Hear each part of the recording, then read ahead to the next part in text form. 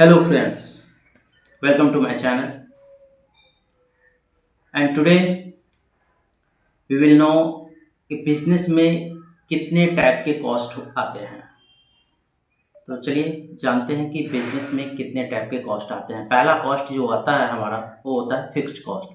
तो fixed cost वो होता है और fixed cost is that type of cost which remains constant regardless of production volume, जो कि प्रोडक्शन वॉल्यूम के रिगार्डलेस पे भी फिक्स्ड रहता है। जैसे कि आप एग्जाम्पल में ले सकते हैं कि रेंट, सैलरी, इंश्योरेंस, इन सब के जो कॉस्ट होते हैं वो फिक्स्ड कॉस्ट कहलाता है। सेकंड जो कॉस्ट हमारा होता है वो वेरिएबल कॉस्ट। और वेरिएबल कॉस्ट किसे कहते हैं? तो variable cost is that type of cost which is vary directly with production output. For example में raw material, direct labor, packaging cost, etc. All these costs are called variable cost. Third cost is semi-variable cost. So the cost that have both fixed and variable cost or variable component, that type of cost is called semi-variable cost. For example, electricity bill. Electricity bill have fixed base charge and plus variable uses, and sales commission plus salary also called as semi variable cost. Fourth cost is direct cost. Direct cost is that type of cost which can be directly traced to a specific product or services. For example, raw material cost, wages of factory workers. All these costs are directly related to any product or services. Next cost is indirect cost. Indirect cost is that type of cost which cannot be directly linked to a specific product or services. For example, utility, office suppliers, or manager salary. These costs are called as indirect cost.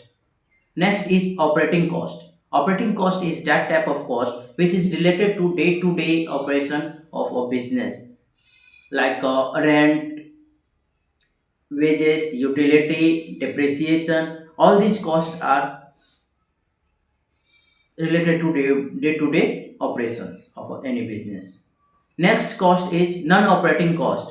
So first हमने जाना operating cost and अब हम लोग जानेंगे non operating cost. So non operating cost the cost not related to core business operations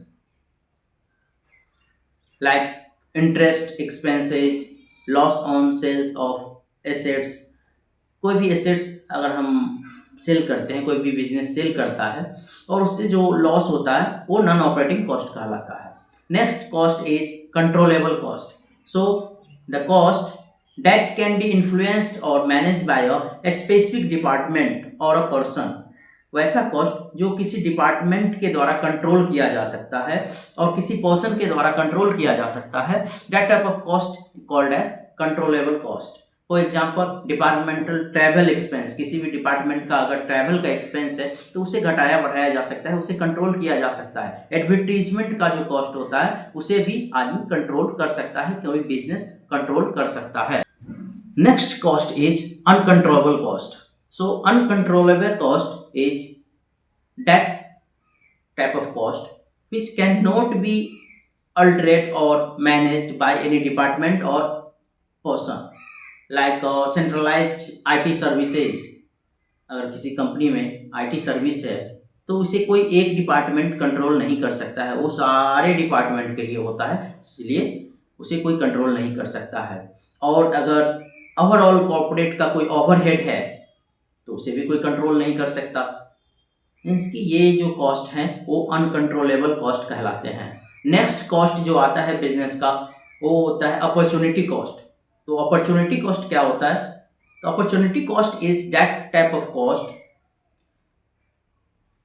which is for going the next best alternative के लिए अगर कोई भी कॉस्ट कंपनी के द्वारा खर्च किया जाता है, तो ये अपॉर्चुनिटी कॉस्ट कहलाता है। लाइक कि अगर कोई कंपनी रेंट पे चल रही है और उसने एक बिल्डिंग परचेज कर लिया, तो ये जो कॉस्ट आएगा ये अपॉर्चुनिटी कॉस्ट आएगा कि उसने अपना रेंट वाला छोड़ के अपना बिल्डिंग परचेज कर लिया है। Next cost is sunk cost. तो संक कॉस्ट क्या होता है? Sunk cost is past cost, any past cost that can not be recovered. So अगर कोई कॉस्ट है, पुराना कॉस्ट हमारा है और वो रिकवर नहीं होगा, तो ये संक कॉस्ट कहलाएगा। लाइक कि अगर R&D पे खर्च हुआ है किसी भी कंपनी का, किसी प्रोडक्ट के R&D पे खर्च हुआ और वो प्रोडक्ट जो है वो मार्केट में चला ही नहीं या फिर डिसकंटिन्यू हो गया, तो ये जो खर्च आएगा, ये भी कॉस्ट जो आएगा, ये संक कॉस्ट कहलाएगा। नेक्स्ट कॉस्ट जानेंगे हम लोग marginal cost. So the cost of producing on additional unit. किसी भी एडिशनल यूनिट को प्रोड्यूस करने में जो कॉस्ट लगेगा उसे मार्जिनल कॉस्ट कहेंगे। इसकी एक्स्ट्रा रॉ मटेरियल खर्च होती है, लेबर खर्च होगा एक यूनिट के लिए, वो हमारा मार्जिनल कॉस्ट होगा। एंड नेक्स्ट कॉस्ट कहलाएगा हमारा स्टैंडर्ड कॉस्ट। तो स्टैंडर्ड कॉस्ट क्या होता है कि pre determined cost, estimated cost, जो किसी भी प्रोडक्शन के लिए जो प्री डिटरमाइंड हो, बिजनेस के द्वारा प्री डिटरमाइंड किया गया हो, वो हमारा स्टैंडर्ड कॉस्ट कहलाता है।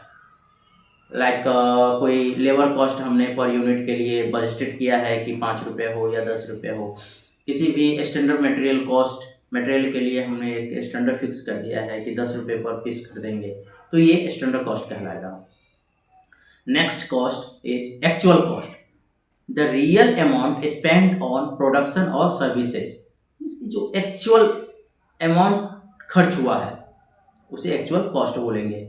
Like actual invoice of material purchase, real wages paid, जो भी लेबर को वेजेस पेड हुए हैं, एक्चुअल में जो पेड हुए हैं, वो एक्चुअल कॉस्ट कहलाएगा। And next cost is product cost. So cost incurred to create a product included in inventory until sold. So direct material, direct labor, manufacturing overhead, these are product cost. And one more cost is period cost. So period cost is that are expensed in the period incurred not linked to production.